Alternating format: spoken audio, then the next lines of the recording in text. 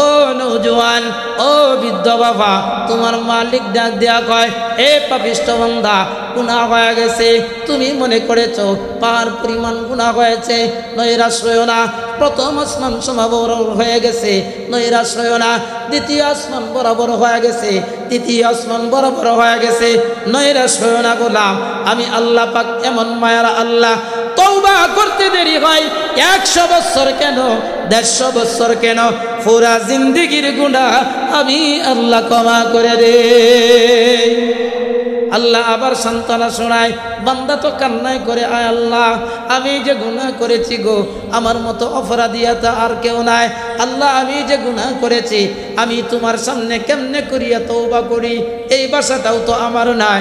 আল্লাহ কয় কাকুতি আর মিনতিটা আমার কাছে বড় পছন্দ হয়। আল্লাহ কয় গোলাম 80 বছর গুনাহ করছো, 100 বছর গুনাহ করছো, যৌবনের তারণায় গুনাহ করছো, অহংকার কইরা গুনাহ করছো, ক্ষমতার কারণে গুনাহ করছো, আমি আল্লাহর কাছে তওবা করছো, জিন্দেগির গুনাহ ক্ষমা করে দিয়া উলাইকা ইউবাদদিলুল্লাহু সাইয়্যাতিহিম হাসানাত, আমি আল্লাহ তোর আমলনামাটা নেক দ্বারা পাল্টায় দিলাম। এমন মালিক কি আরো আছে? এক কথা বলেন আব্বা, বলেন না, এমন মালিক কি আরো আছে? কে কে আছেন আজকে থেকে তওবা করে এই মালিকের সাথে আত্মসমর্পণ করে এক ওয়াক্ত নামাজও কাজা করব না, হাত দুইটা উঠায় আমার মালিককে একটু দেখায় দে, ডাক দে লিল্লাহি তাকবীর। আর জোরে বাজারে যারা আছে এরা বুঝুক না, মাড়ো লোক আছে আমার। আজকে যে সামিয়ানার নিচে বসেছো, জানা নাই আগামীকালকে ফজরের আজানের আগে তোমার মাইকে আদান হতে পারে আব্দুল করিম আর নাই, আব্দুর রহমান আর নাই, আব্দুস সাত্তার আর নাই। তোমাকে 3 টুকরা কাপড় দিয়া চকলেটের মতো মুড়ায়া অন্ধকার কবরে শুয়াইবে। কোটি টাকার মালিক সেকেন্ডের ভিতরে ভিক্ষুক হয়ে যাবে। আল্লাহ রাসূল সাল্লাল্লাহু আলাইহি ওয়াসাল্লাম জানায়া দেন, উম্মত তুমি জানো না, যেই মজলিসটার ভিতরে আল্লাহ আল্লাহর রাসূলের বরত্বের আলোচনা করা হয়, যেই মজমাটার ভিতরে কোরআন সুন্নাহর আলোচনা করা হয়, এমন কোন মজলিসে যদি কোনো বান্দা আর বান্দি অল্প সময় দেয়, রাসূল বলেন মাজলিসু ফিকহিন খায়রুম মিন ইবাদাতি 60 সানা। রাসূল কয় 60 বছর বেরিয়ে নফল ইবাদত করলে যেই নেকি হয়, এই নেকি আমি আমার বান্দার আমলনামা দিয়া দেই। এরে আল্লাহর গোলাম, দিলটা নরম করে শোনার চেষ্টা করো। আজকে এই মল্লিক বাড়ি বাজার তাফসীর মাহফিলের ভিতরে অনেক যোগ্য বুজুর্গ উলামায়ে কেরাম কথা বলবে, অনেক যোগ্য বুজুর্গ উলামায়ে কেরাম মঞ্চে কথা শুনবে, মাহফিলের প্যান্ডেলের ভিতরে শুনবে। অনেক নামাজি বাবা আসবে, আবার একদল মানুষ বেনামাজিও আসবে, যারা জোহর পড়ে নাই, আসর পড়ে নাই, মাগরিব পড়ে নাই, এশাও পড়ে নাই, না পড়িয়া বসে আছে না নাই? এমন মানুষ কম হইব না বেশি হইব? এমন মানুষ বেশি হবে। হ্যাঁ, কপাল পোড়া বাবা, এমন কিছু বান্দাও আমার আছে, আসর কাজা করে নাই, মাগরিব কাজা করে নাই, এশারের নামাজটা পড়িয়া বসছে, মনে মনে নিয়ত করেছে, আয় রব্বি কারিম আল্লাহ, আখিরি বয়ান হবে, চৌকির পানি ছেড়ে মুনাজাত করে কান্না করো, মালিকরে ডাক দিব, রব্বি কারিম তুমি আমার জীবনের গুনাহগুলি ক্ষমা করে দাও, আল্লাহর কাছে তওবা করে আমি বাড়িতে ফিরব। আবার একদল এমন প্রেমিক বান্দা আছে, এই মাহফিল শেষ করিয়া বাড়িতে যা ঘুমাইবে না, আহারে ঠান্ডা পানি দ্বারা ওযু বানাইগা, যাই নামাজটা কিবলা মুখী করে বিছাইগা, আল্লাহু আকবার বলিয়া 2 টাকাত আসামির বেশে বান্দিগা, তাহাজ্জুদের নামাজে দাঁড়ায়া যাবে। এমন বুজুর্গ বান্দাও আছে না নাই? আওয়াজ করে বলেন। এরে দোস্ত আমার, শুধু তাই না, নামাজি বান্দা যখন যাই নামাজে দাঁড়াইয়া আল্লাহু আকবার বলিগা কানের মধ্যে অপরাধী স্বীকার করিয়া আসামির বেশে দুইটা হাত যখন বাঁধে আল্লাহ ডাক দিয়া বলে ও ফেরেশতারা রে আবার তাকায় দেখো এই মল্লিক বাড়ি আশেপাশে এলাকায় আব্দুর রহমান গভীর রজনী হয়ে গেছে মায়ের ভালোবাসা ত্যাগ করে দেয়া স্ত্রীর বিছানা পৃথক করে দেয়া আরামের ঘুম আরাম করে দেয়া ঠান্ডা পানি দ্বারা ওযু বানাইয়া আমার বান্দা দুইটা হাত আসামির বেশে বাইদা দিছে ও ফেরেশতারা তাকিয়ে থাকো আমার বান্দার কাছে দুনিয়ার আর্মির বিডিআর পাঠাই না হ্যান্ডকাপ কি তো আসামির মতো হাঁটতে ইচ্ছা করে বাঁধছে আমার বান্দা যায় নামাজে দাঁড়াইয়া যখন কোরআন তেলাওয়াত করে রে ফেরেশতারা জানো না আমার বান্দা যখন মধুময় কণ্ঠে তেলাওয়াত করে আমার বান্দা তেলাওয়াত করে না ডাইরেক্ট যেন আমি আল্লাহর সঙ্গে কথা বলি আল্লাহু আকবার নামাজি বান্দা কার সাথে কথা কয় জোরে বলেন কার সাথে কথা কয় আল্লাহর সাথে কথা কয় আমরা যারা আজকে এশারে নামাজ পড়ছি কার সাথে কথা বলছি দেখছেন কত বড় খুশনসিব আমার আমি যদি এমপি সাহেবের সাথে কথা বলি আমার হেডামি কারি যা তা বাবি তা কারি যা ঠিক না মল্লিক বাড়ি যা হাঁটলে হাত ধুয়ে মতো হাঁটবো এ বালুকা জেলার ভিতরে হাঁটলে কোন নেতা বড় বড় নেতা দুস্থ বাবা আমার মালিক ডাক দিয়া বলে দুনিয়ার সব চাইতে বড় আমি আল্লাহ আমার মতো পাওয়ারফুল আল্লাহ আর নাই হ্যাঁ হাফেজ কুরআন দেখবা যার কণ্ঠ বড় চমৎকার যায় নামাজে দাঁড়াইয়া এমন কিছু বান্দা আছে ঘন্টাকে ঘন্টা সময় কোরআন তেলাওয়াত করে তারাবির নামাজে দেখবা যে হাফেজ সাহেবের কণ্ঠ ভালো তার প্রশংসা আছে আমার আল্লাহ ডাক দিয়া ক আমার বান্দা যখন যায় নামাজে দাঁড়ায়া কোরআনে কারিম আমার বান্দা দাঁড়ায় যখন কোরআনে কারিম তেলাওয়াত করি আমি আল্লাহর কাছে বড় মায়া লাগে ফেরেশতারা ডাক দেয়া কয় এগো রব্বি কারীম তোমার বান্দা কেমনে কথা কয় আমি তো বুঝি না আল্লাহ ডাক দেয়া কয় ও মুআল্লিমুল মালায়েকা ও ফেরেশতাদের দল আমি আল্লাহ যা জানি তোমরা জানো না আমি যা বুঝি তোমরা জানো না আমার বান্দার খুশনসিব তোমার জানা নাই আমার বান্দারে এমন সৌভাগ্য একটা কপাল দিয়েছি এ তোমরা কেমনে বুঝবা তোমাদেরকে এমন জবান আমি আল্লাহ দেই নাই যেই জবান দিয়া আমার কোরআন তেলাওয়াত করবে এমন চক্ষু তোদেরকে আমি আল্লাহ দেই না যেই চক্ষু দিয়ে আমার কোরআন দেখবে এমন ভাষা তোদেরকে দেই না যে আমার কোরআন পড়তে পারে আমি আল্লাহ এই জবানটা বরাদ্দ করেছি আমার বন্ধুর উম্মতের লাইগা সুবহানাল্লাহ বলেন সুবহানাল্লাহ হাত উঠা দেখান তো দেখি কে কে আল্লাহর কোরআন পড়তে জানেন মাশাআল্লাহ যারা হাত তুলছেন না আমি বলি আপনারাও পড়েন কেমনে করিয়া পড়েন জানেন না আল্লাহ জানেন এমন কানা যেমন জানা জানেন আল্লাহ এটাও জানে সবাইরে আল্লাহ হাফেজ বানাবে না সবাইরে কারি সাহেব বানাবে না সবাইরে ইমাম সাহেব বানাবে না সবাইরে মুফাসসির বানাবে না সবাইরে মুফতি সাহেব বানাবে না আল্লাহ কয় আমার কিছু সহজ সরল বান্দা আছে কোরআন তেলাওয়াত করতে পারবে না তারও তো দিলটা চায় আমি আল্লাহর সঙ্গে কথা বলবে আমি আল্লাহ তাআলা এই বান্দাদের জন্য এমন কিছু কিছু সূরা নাজিল করেছি ছোট ছোট সূরা যেমন একটা ছোট্ট সূরা কুল হুয়াল্লাহু আহাদ আল্লাহ বলেন না আল্লাহুস সামাদ লাম ইয়ালিদ ওয়া লাম ইউলাদ ওয়া লাম ইয়াকুল লাহু কুফুয়ান আহাদ আমার আল্লাহ ডাক দেয়া কয় কোন বান্দা যদি একবার পড়ে এরে ভাগ্যওয়ালা কো বাবা শুনো এ কপাল সুন্দর আলা বাবা শুনো আল্লাহ কয় আমার কোন কৃষক যদি পড়ে শিক্ষিত যদি পড়ে আলেম যদি পড়ে মূর্খ যদি পড়ে বাংলা জেনারেলে যদি পড়ে যেই পড়ুক না কেন একবার ছোট্ট একটা সূরা কুল হুয়াল্লাহর সূরাটা পড়তে দেরি হবে 10 বার কোরআন তিলাওয়াতের সওয়াব তার আমলনামা আমি আল্লাহ দিতে দেরি করি নাই আরে বান্দা এবার তিলাওয়াত শুরু করে দে ফেরেশতারা কয় আল্লাহ আমি বুঝি না আল্লাহ কয় তোমার বোঝার দরকার নাই বান্দা মায়া কইরা তিলাওয়াত করেন কুল্লু মান আলাইহা ফান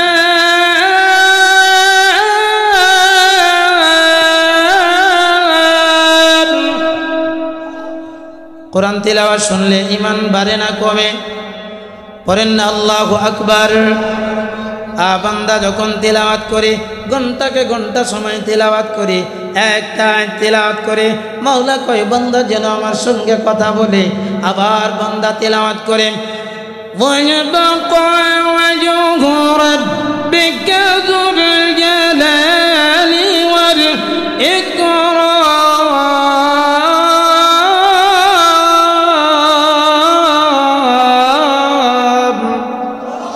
বান্দা ঘন্টাকে ঘন্টা সময় আহারে যায় নামাজে দাঁড়ায়া কুরআনে কারীম তেলাওয়াত করে আবার যখন রুকুর হালাতে যা তাসবিহ তেলাওয়াত করে সুবহান রাব্বিয়াল আযীম সামিআল্লাহু লিমান হামিদা রব্বানা লাকাল হামদ প্রশংসাকার আল্লাহ তাআলার প্রশংসা করে শুধু তাই না এবার যখন সিজদায় যায় ও নামাজি বাবা ও নামাজি বাবা ও বেনমাজি বাবা দেখো নামাজি বান্দার কপাল কতই না ভালো ও বেনমাজি মা দেখো নামাজি মায়ের কপাল কতই না ভালো বান্দা যখন সিজদায় যাবে দুনিয়ার মানুষ দেখে লোকটা যাই নামাজে সিজদা করে আল্লাহ কয় না না আমার বান্দা যাই নামাজে সিজদা করে না দুনিয়ার মানুষ দেখে লোকটা টাইসের উপরে সিজদা করে আল্লাহ কয় না না আমার বান্দা টাইসে সিজদা করে না কাঁচা পাউডারে সিজদা করে না কাঁচা মাটিতে সিজদা করে না মানুষ প্রশ্ন করে আল্লাহ তাহলে তোমার বান্দা সিজদা করে কোথায়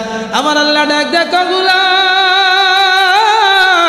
আমার বান্দার পুরা বডিটা বানাইছি ফেরেশতা দিয়া চেহারাটা বানাইছি আমি আল্লাহ কুদরতি হাত দিয়া আল্লাহু আকবার চেহারাটা বানাইছি আমি আল্লাহ কুদরতি হাত দিয়া এ তামাম মল্লিক বাড়ি ইউনিয়ন গ্রুপা একজনের চেহারার সাথে আর একজনের চেহারার মিল আছে একজনের চেহারার সাথে আর একজনের চেহারার মিল নাই একজনের কণ্ঠের আওয়াজের সাথে আর একজনের কণ্ঠের মিল নাই আমার মালিক ডাক দেখো গোলাম আমার এই বান্দার দামি চেহারাটা যখন আল্লাহু আকবার বলিয়া জমিনে লাগাইতে যাবে লাগাইতে দেরি হয় আমি আল্লাহ কুদরতি হাতটা কপালের নিচে বিছাইতে দেরি করি না মুরব্বী বাবা যুবক ভাইও নওজোয়ান ভাইও দিলটা নরম করো এটা বড় কপালওয়ালা জিন্দেগি যেই কপালটা মালিকের কদমে সাজদা দেওয়ার সৌভাগ্য হয় দুর্ভাগ্য কপাল যেই কপালটা মালিকের কদমে সাজদা দিতে পারে না আমরা তো একজন মানুষ আছি চায়ের দোকানে বৈশা কই আরে অমুক নামাজ পড়লে কি হইব এসে আমার ইমান কম না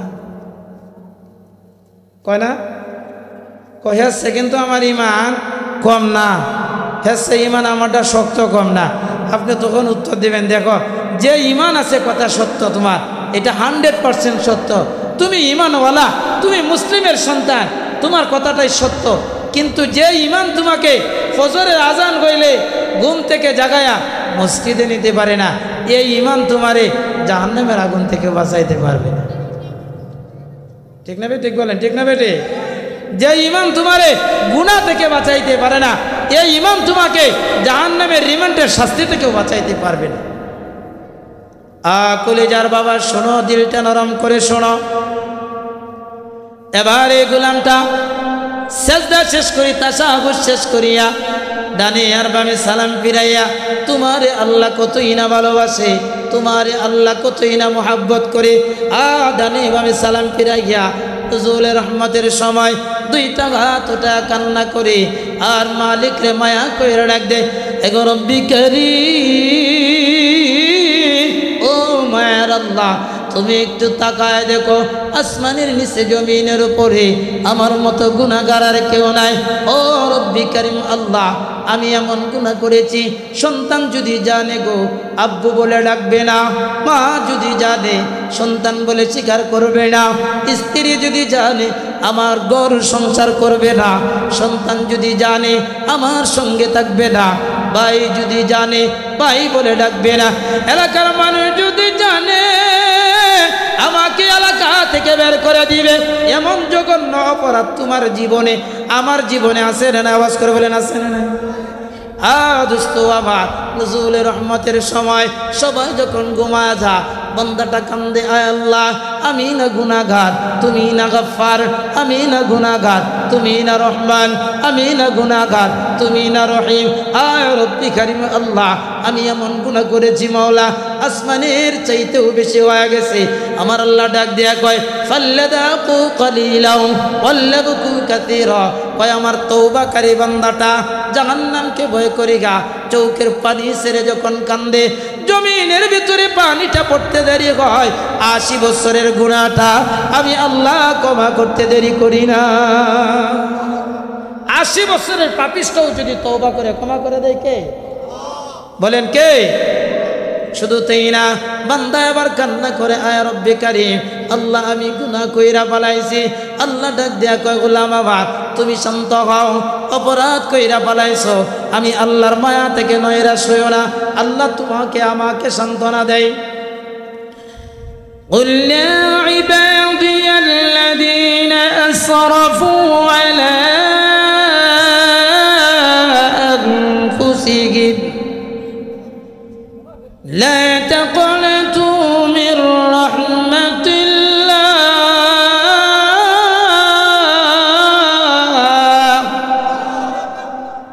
إن الله يغفر الذنوب جميعا إنه هو الغفور الرحيم।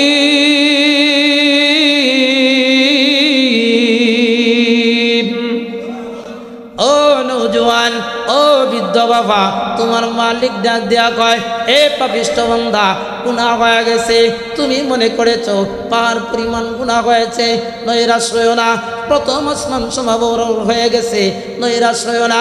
দ্বিতীয় আসমান বরাবর হয়ে গেছে, তৃতীয় আসমান বরাবর হয়ে গেছে, নৈরাশ হইও না গোলাম, আমি আল্লাহ পাক এমন মায়ার আল্লাহ, তওবা করতে দেরি হয় 100 বছর কেন, 150 বছর কেন, পুরা জিন্দেগির গুনাহ আমি আল্লাহ ক্ষমা করে দেই। আল্লাহ আবার সান্ত্বনা শোনায়, বান্দা তো কান্নাই করে আয় আল্লাহ আমি যে গুনাহ করেছি গো, আমার মতো অপরাধীতা আর কেউ নাই, আল্লাহ আমি যে গুনাহ করেছি আমি তোমার সামনে কেমনে করিয়া তওবা করি, এই ভাষাটাও তো আমার নাই। আল্লাহ কয় কাকুতি আর মিনতিটা আমার কাছে বড় পছন্দ হয়। আল্লাহ সান্ত্বনা শোনায়, 80 বছর গুনাহ করছো, 100 বছর গুনাহ করছো, যৌবনের তারুণায় গুনাহ করছো, হ্যাঁ অহংকার কইরা গুনাহ করছো, ক্ষমতার কারণে গুনাহ করছো, আমি আল্লাহর কাছে তওবা করছো, জিন্দেগির গুনাহ ক্ষমা করে দিয়া উলাইকা ইউবাদদিলুল্লাহু সাইয়্যাতিহিম হাসানাত, আমি আল্লাহ তোর আমলনামাটা নেক দ্বারা পাল্টায়া দিলাম। এমন মালিক কি আরো আছে? এক কথা বলেন আব্বা, বলেন না, এমন মালিক কি আরো আছে? কে কে আছেন আজকে থেকে তওবা করে এই মালিকের সাথে আত্মসমর্পণ করে এক ওয়াক্ত নামাজও কাজা করব না, হাত দুইটা উঠায় আমার মালিকরে একটু দেখায় দেই, ডাক দে লিল্লাহি তাকবীর। আরো জোরে বাজারে যারা আছে এরা বুঝুক না, মাঠো লোক আছে 2-4 জন, কয়েক ঘন্টা ওখানে আর বেশি দুঃখ লাগতেছে। বাজারের মাহফিল মাগরিবের আগেই তো আর এই মানুষটি তার দরকার আছে, আল্লাহ হইল যারা বক্তারা কিছু কয়ে যাক, আমরা শরম কম, হ্যাঁ না আমরা শরম আছে, শরম আছে না আমরা?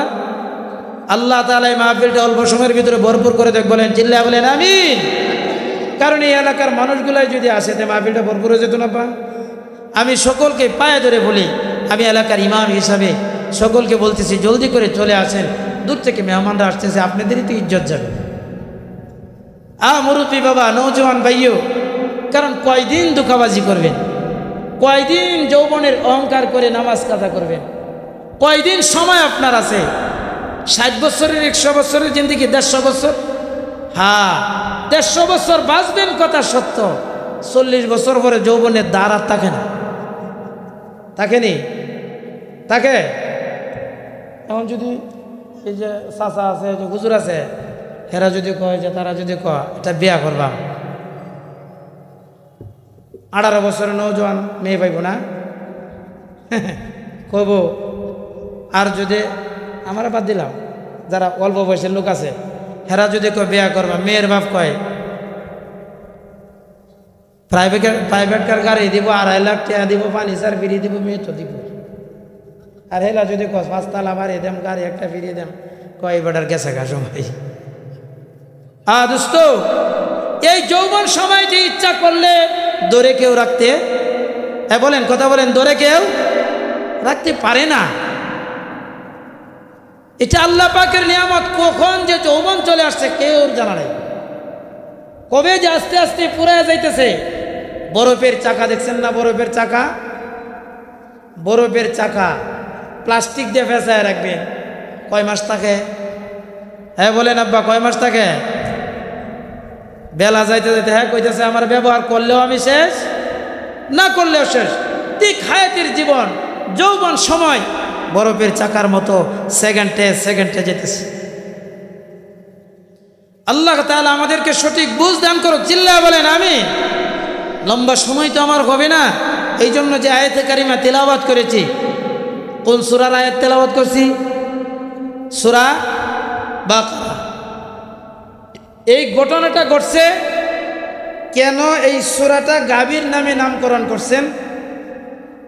বনি ইসরায়েল গোত্রে একটা ঘটনা ঘটছিল নবীর যুগে, হযরত মূসা আলাইহিস সালামের যুগে। কার যুগে? নবীর নাম কি? মূসা আলাইহিস সালামের যুগে। মূসা আলাইহিস সালামের যুগে দুই গোত্রের ভিতরে খুব প্রতাপশালী দুইটা গোত্র ছিল।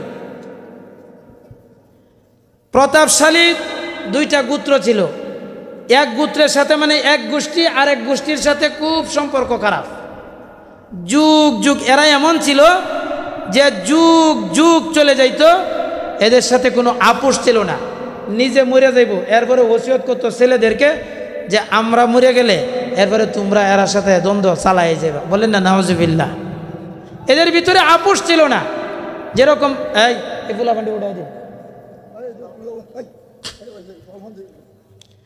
যেরকম সমাজের ভিতরে এখনো বর্তমানে আছে, মেয়া বংশের মানুষ কান বংশের গণে না, কান বংশের মানুষ মেয়া বংশের হেরাচ্ছে কি আমরা দুর্বল। এমনই ছিল বর্বরতার যুগ। মূসা আলাইহিস সালামের জামানায় দুই গোষ্ঠীর মানুষ। কিন্তু দোস্ত, এই দুই গোষ্ঠীর ভিতরে এক গোষ্ঠীর ভিতরে একজন মাতাব্বর ছিল। লক্ষ্য করে শুনেন, মাতাব্বর ছিল যার ধনবল জনবল সব কিছুই ছিল, কিন্তু ছেলে সন্তান ছিল না, মেয়ে ছিল একটা। কয়টা? একটা। যদি মেয়ে না থাকে তো এবারে তো জোর কম, জোর কম না? এবারে আর জোর কম, বাইশটা যতই থাক। তো ওই মাতাব্বরকে সব সময় পিছনে লাইগা রয়েছে এই মাতাব্বরের একজন বাতিজা আছে। বাতিজা এই মাতাব্বরের মেয়েরে পছন্দ করে। চিন্তা করতেছে চাচার তো অর্থ সম্পদের কোনো কিছুর অভাব নাই, যদি কোনো মতে চাচারে ফড়াইতে পারি তাহলে অর্থ সম্পদের মালিক হয়ে যাইমু আমি। বলেন অর্থ সম্পদের লোক খালি আগে আছেন না এখনো আছে? জোরে বলেন, আগে আছেন না এখনো আছে? এখনো আছে। বেড়ার যদি সেরি তাহা একটা দুইটা সম্পদ যদি বেঁচে থাকে, এই বেড়ার অশান্তির অভাব নাই। বাচ্চারা কো আমি দুইটা ব্যবহারের পরেও আমি একটা ব্যবহার দুস্থ মুরব্বী বাবা। তেমনইভাবে মেয়েটার বিয়ার প্রস্তাব দিছে চাচার কাছে, আপন চাচার কাছে। বাতিজা বললেন চাচা আপনার মেয়েরে আমি বিয়ে করতে চাই। ছেলেটা ছিল বগাইটা। বগাইটা ছেলে আমাদের সমাজ আছে না নাই? আছে। এবার চাচার কাছে আবদার করলেন চাচা আপনার মেয়েরে বিবাহ করতে চাই। চাচা বললেন বাতিজারে তোমার কাছে আমার মেয়েটা বিবাহ দেব না। ছেলের হিংসা জন্ম নিছে। একদিন, দুই দিন, তিন দিন সময় যখন গড়াইতে লাগলাম, এই যুবকটা মনে মনে সিদ্ধান্ত করলেন যেভাবে হোক চাচাকে দুনিয়া থেকে বিদায় করে দিব, অটোমেটিকলি মেয়েটাকে আমি বিবাহ করে সম্পদের এক মালিক হয়ে যাব। বলেন নাউজুবিল্লাহ। চাচাকে আমি হত্যা করব। একদিন, দুই দিন চলে গেছে, অনেক বছর।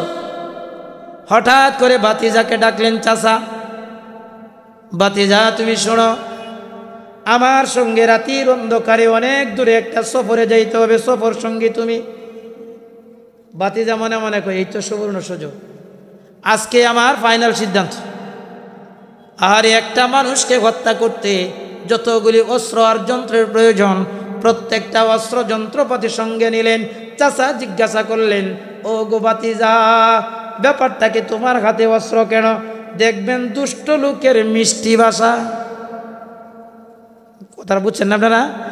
দুষ্ট মানুষের ভাষা দেখবেন একেবারে রস বায়া পড়তেছে, দুষ্ট লোকের মিষ্টি ভাষা। চাচা প্রশ্ন করলেন, ভাতিজা ডাক দেখো, চাচা আমার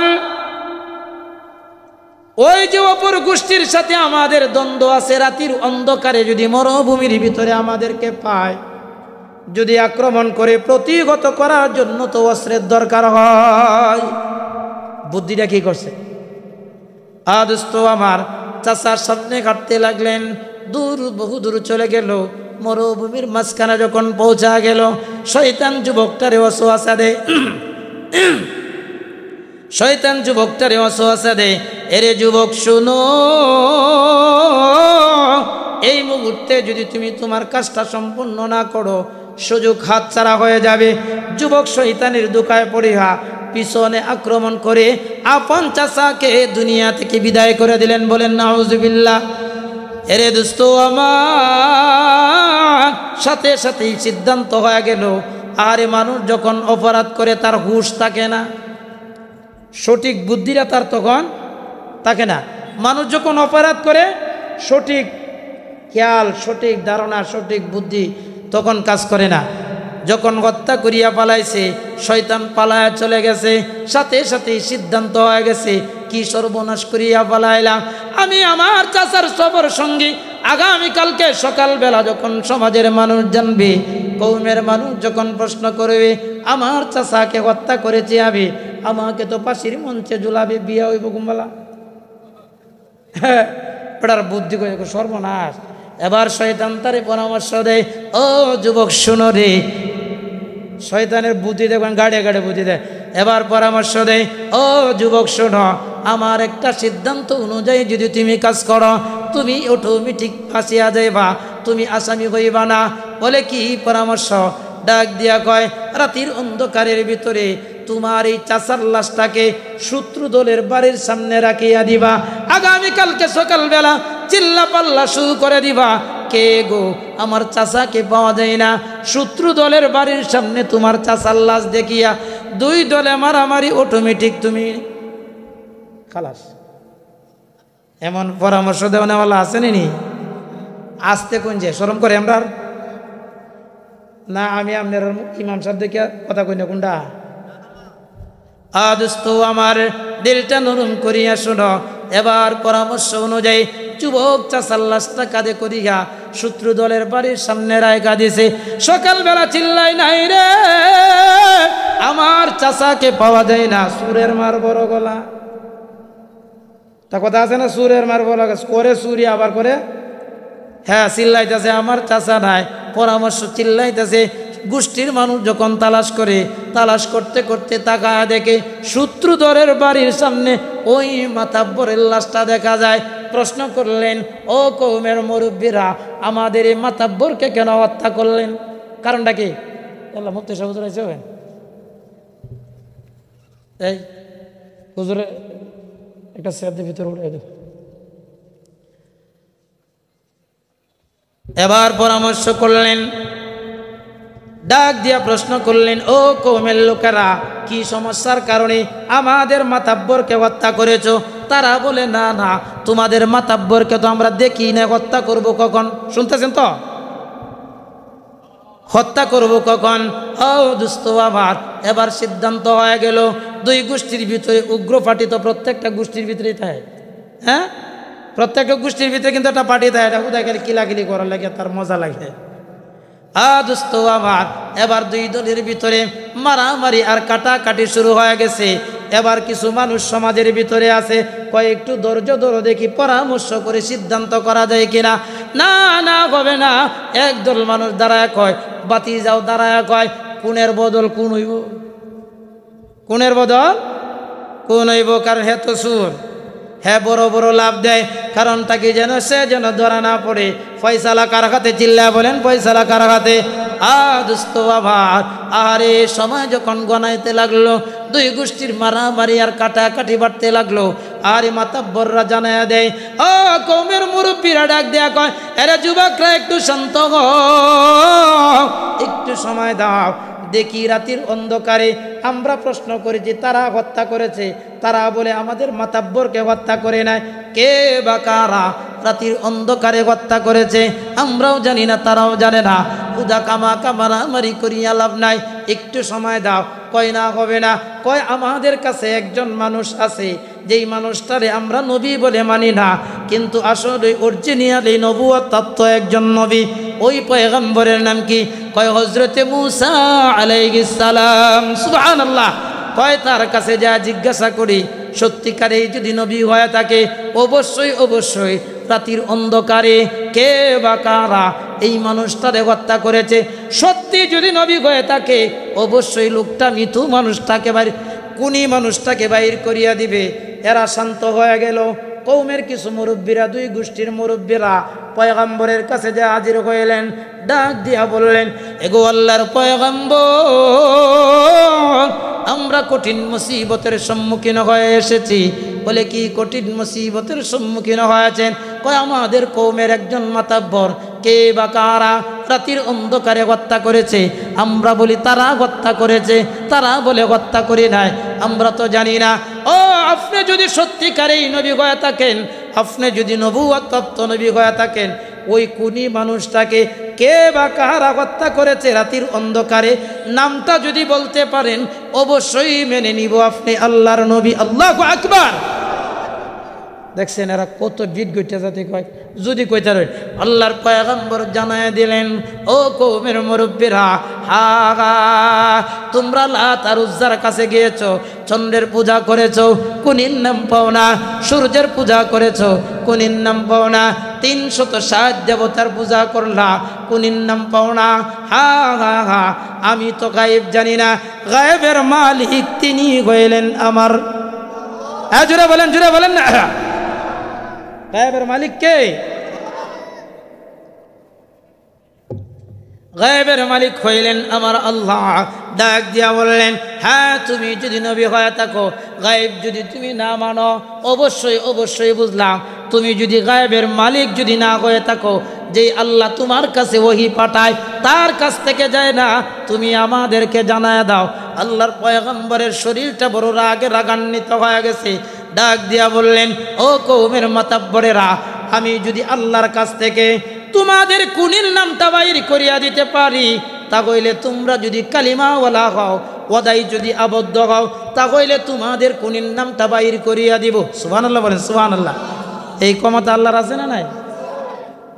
এই ক্ষমতা আমার আল্লাহ পাকের আছে। দোস্ত আমার, এরা তো মুসরামুসরি শুরু আছে।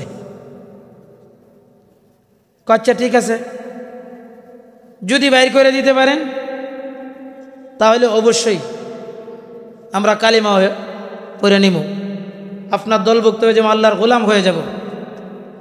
দোস্ত আমার, আল্লাহর পয়গম্বরের দিলটা নরম হয়ে গেছে। আহারে এদের দিলের ভিতরে তো উম্মতের দরদ।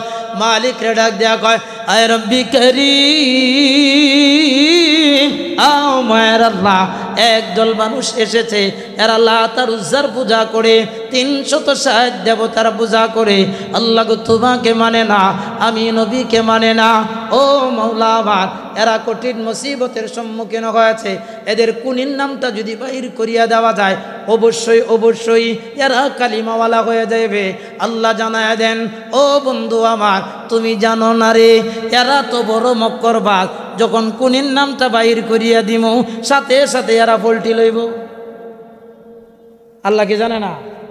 হাজুরে বলেন, জানে না? আমি কি তা? আমি কি মক্করবাজ, আপনি কি মক্করবাজ?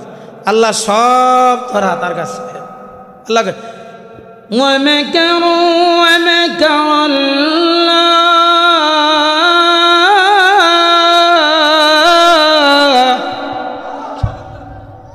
ওয়াল্লাহু খায়রুল মাকিরিন।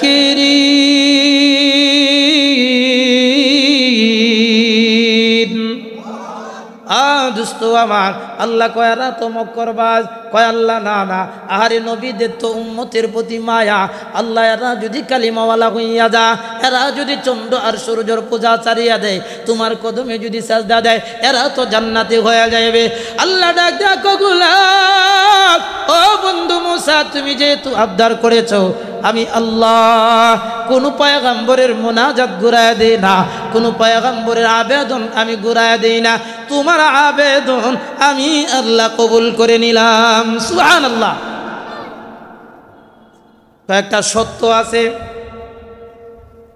কয় কি সত্য? ও বন্ধু আমার, এদেরকে যদি আমি আল্লাহ জানায় দেই, অমুক গোষ্ঠীর অমুকের সন্তান, দুই গোষ্ঠীর ভিতরে তো কেউ না কেউ তারে মারছে, যদি আমি আল্লাহ জানায় দেই ওই যে গোষ্ঠীর আব্দুর রহমানের সন্তান আব্দুল করিম তাকে হত্যা করেছে, তা কইলে আগামীকালকে সকালবেলা যেই গোষ্ঠীর যুবকের কথা বলা হবে, এরা তোমাকেও রাখবে না, আমি আল্লাহ কেউ মানবে না। এরকম হইতো না? কারণ উচিত যার কথাই কইবেন হ্যাঁ কইবেন লোক ভালো, হ্যাঁ উচিত যদি ইমামে আল্লাহর রাস্তে কইতো না, এটা আগে ভালো আছে না, কেমত করে গো আড়ে বেলা দেখছেন ফেটটা বাসায় আর কেমত করে, মানে একটা দুষ্ট দৌড়বো। দোস্ত আমার, কষ্ট পাইতেছেন আব্বা, কষ্ট পাইতেছেন? দোস্ত আমার, দিলটা নরম করিয়া শোনেন। এবার আল্লাহর পয়গম্বরকে আল্লাহ জানায় দিলেন, ও বন্ধু আমার, সরাসরি আমি আল্লাহ চাইলে বলিয়া দিতে পারি, কিন্তু দেব না, কারণ এরা হলো বিদঘটিয়া জাতি।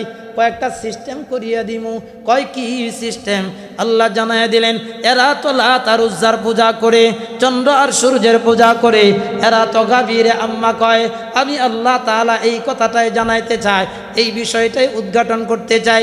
গাভী থেকে যা হয় না, চন্দ্র থেকে যা হয় না, সূর্য থেকে যা হয় না, লাত আর উজ্জা থেকে যা হয় না, মাছ থেকে যা হয় না, 360 দেবতা থেকে যা হয় না, আমি আল্লাহ তা থেকে আমি আল্লাহ পারি।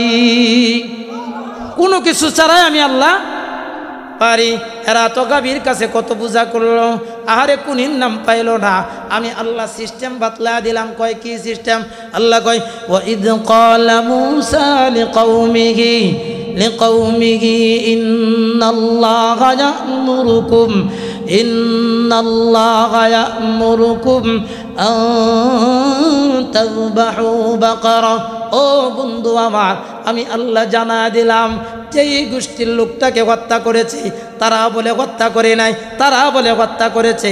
দুই গোষ্ঠীর মানুষকে সমন্বয় করিয়া বলিয়া দাও, তারা যদি একটা গাভী জবাই করে, গাভীটা জবাই করি গা আমি আল্লাহ পাকের নামে জবাই করিয়া এক টুকরা গোস্ত হাতে নিগা মৃত মানুষটার শরীরে যদি লাগায় দেয়, মৃত মানুষটার শরীরে লাগাইতে দেরি হবে, আমি আল্লাহ পাকের কুদরতে মানুষটা জিন্দা হইয়া ওই কুনির নামটা বলতে দেরি করবে না।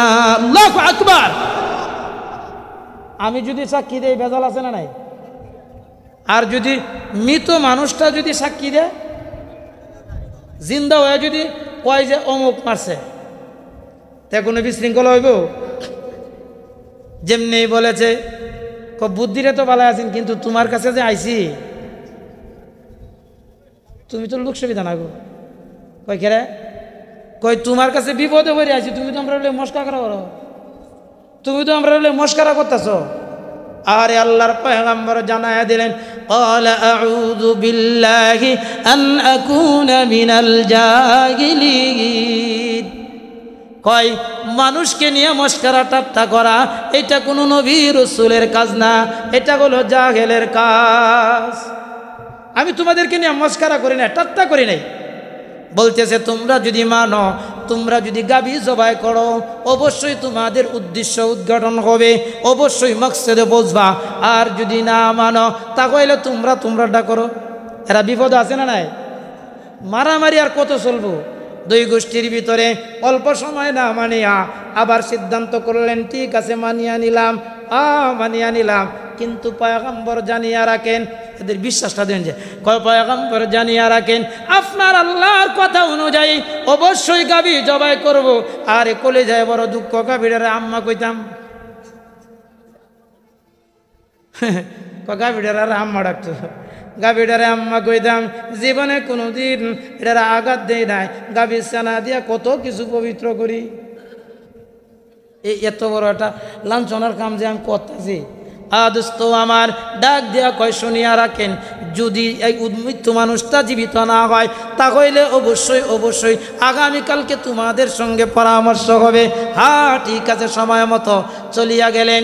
সিদ্ধান্ত হয়ে গেল, কৌমের মুরব্বীরা যখন কৌমের ভিতরে চলে গেছে, দেখবেন মুরব্বীরা যখন কোনো কাজ করে, মুরব্বীরা যখন কোনো কাজ করে, কাজ করার পরে একদল যুবক দাঁড়ায় করবো, এটা মানি না, এটা আমরা মানি না, আছে না নাই? কথা বলেন, আছে না নাই? একদল যুবক দাঁড়ায় কইব না আমরা মানি না। কৌমের ভিতরে ডাক দেয়া কয়, এরে যুবকেরা শুনো, আল্লাহ পয়গম্বরের আল্লাহ জানায়া দিয়েছেন, আমরা গাভীর যে পূজা করি, গাভী একটা জবাই করবা, এক টুকরা গুস্ত হাতে নিবা, মৃত মানুষের শরীরে লাগায়া দিবা, আল্লাহ পাকের হুকুমে লোকটা জিন্দা হইয়া কুনির নামটা বলিয়া দিবে। আরে কত মারামারি, কত পারাপারি শুরু হয়ে গেছে, আবার মানিয়া নিছে। এবার প্রশ্ন করতেছে যুবকরা ডাক দেয়া কয়, ও কৌমের মুরব্বীরা শুনেন, অল্প সময়ের জন্য মেনে নিলাম, কিন্তু গাভী যে জবাই করব এটার বিবরণ তো জানা নাই। কি নাই? এরা তো মুখ করবা, কই গাভী যে জবাই করবেন বাদে তো কইব এই কালার লাগবো, এই রং লাগবো, এই বয়স লাগবো। আচ্ছা, আমরা তো চাপলে মনে হয় তারা বাইরে থেকে কইতেছে জায়গা নাই, কই যাইতাম হুজুর পিছনে এটি পিছাই দেন গা। আসেন আব্বা, আসেন, একটু আসেন, মাশাআল্লাহ। এই তো হ্যাঁ, এই দিকে আসো, মানে হেঁটে বিছাই দিন, অসুবিধা নাই। গরমের মধ্যে তো একটু পাতলা পাতলা চাইতেছে আর কি, তারা সর্ষে ক্ষেতের মতো হইত। দোস্ত আমার, দিলটা নরম করিয়া শোনেন। এরা পরামর্শ করলাম যে গাভী যে জবাই করবা, গাভীর কোনো বিবরণ আছে কিনা এটা তো জানছো না? কোনো তো প্রশ্ন করি নাই। বন্ধু, যতই প্রশ্ন করে তুমি কত বড় মক্করবাজ, আল্লাহ তো তোমার মক্করবাজি বুঝে। সময় যখন যাইতে একটু একটু আসে, যে পিছনের মানুষ আসতেছে তো একটু দয়া করে আসেন না। এই যে ভাই, আমরা না এলাকার মানুষ, আমরা একটু তাদেরকে একটু সুযোগ করে দিয়ে আসেন, একটু জিকিরে ফিকিরে আসেন। লা ইলাহা, মাশাআল্লাহ মাশাআল্লাহ, লা ইলাহা ইল্লাল্লাহ, লা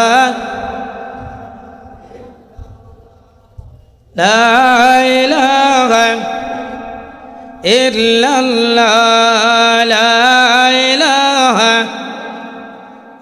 হাতে করো হাতের কাম, পায়ে করো পায়ের কাম, জবানে শুধু লৌহে মুমিন, আল্লাহ পাকের জাতি নাম জুড়ে লা ইলাহা।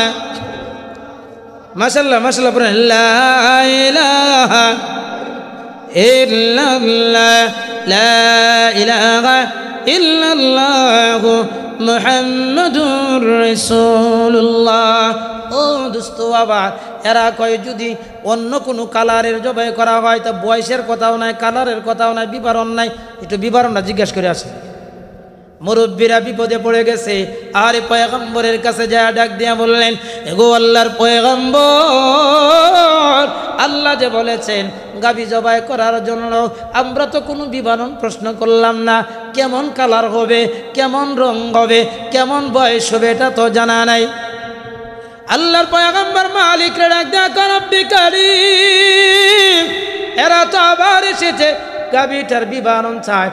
আল্লাহ জানায়া দেয়, ও বন্ধু আমার, এরা যদি কোনো প্রশ্ন না করতো, না করিয়া যদি গাভীটা জবাই করতো, গাভীটা জবাই করিয়া এক টুকরা গোস্ত যদি লাগায় দিত, আমি আল্লাহ পাকের কুদরতে মানুষটা জিন্দা হয়ে যেত।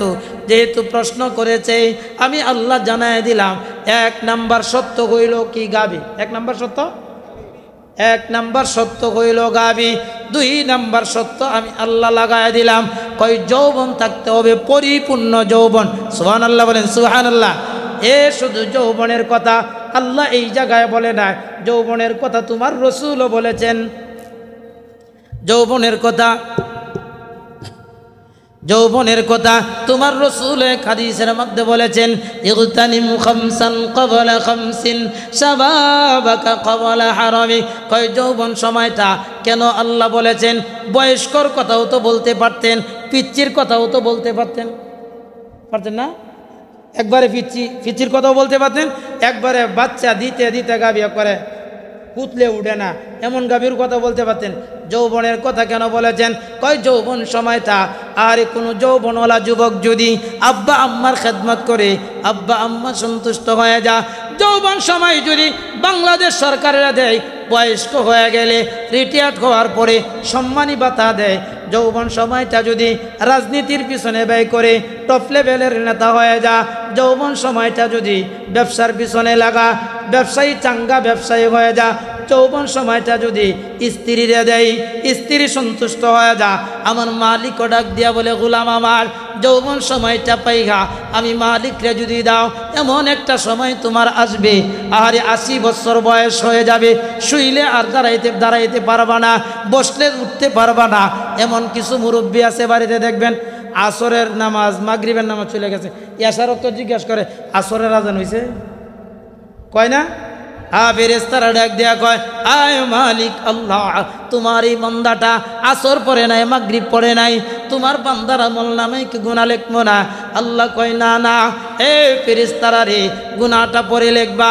আমার বান্দার যৌবন সময়টা তালাশ করিয়া দেখো। আমার এই বান্দার যৌবন সময়টা যদি আমি আল্লাহ পাকের রাস্তায় খরচ করিয়া থাকি, ফেরেশতারা রেকর্ড তালাশ করিয়া দেখবে।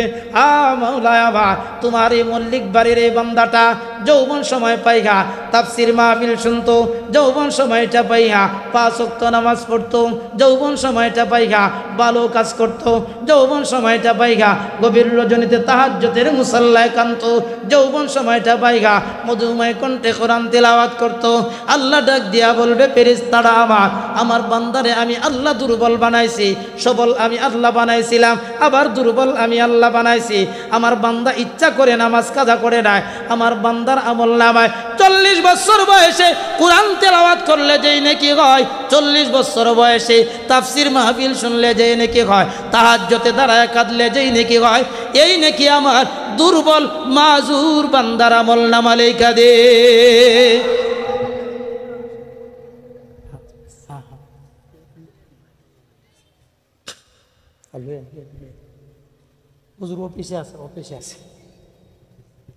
দোস্ত আমার, সত্য কি দিছে? 1 নাম্বার সত্য হইল 4টা। কয়টা বলেন? কয়টা? 4টা। 1 নাম্বার সত্য হইল গাবি, 2 নাম্বার সত্য হইল যৌবন। আর যৌবন ওলা গাবি মেলানো কঠিন না? কঠিন? এটা কঠিন না, কারণ মোটামুটি যৌবন ওলা গাবি মেলানো এটা অহরহ মেলানো যা। এবার যখন কওমের ভিতরে গেছে, নৌজওয়ান যুবকরা দ্বারা আরেক দল মাথা মুড়া দ্বারা কয় আমরা মানি না। এটা আরো কোনো বিবরণ আছে কিনা? আরো কোনো বিবরণ আছে কিনা? আরে মুরব্বীরা বেকায়দায় পড়ে গেছে, শক্তি দুর্বল হয়ে গেছে, মুরব্বীরা আবার চলে গেছে। এগো আল্লাহর পয়গম্বর, আরো কোনো বিবরণ আছে কিনা? আল্লাহ জানায়া দিলেন, ও বন্ধু মুসা, এরা যখন বারবার পেঁচাইতে চা, আমি আল্লাহ আস্তে আস্তে নাকটা একটু টাইট করিয়া দিলাম। এরা কত বড় মক্করবাদ। 1 নাম্বার সত্য গাবি, 2 নাম্বার সত্য কইল যৌবন, 3 নাম্বার বর্ণনা আমি আল্লাহ করতেছি। এটা জ্বালাইছে কে? 3 নাম্বার সত্য আমি আল্লাহ কালারের বর্ণনা দিতেছি। কিসের বর্ণনা? কালার।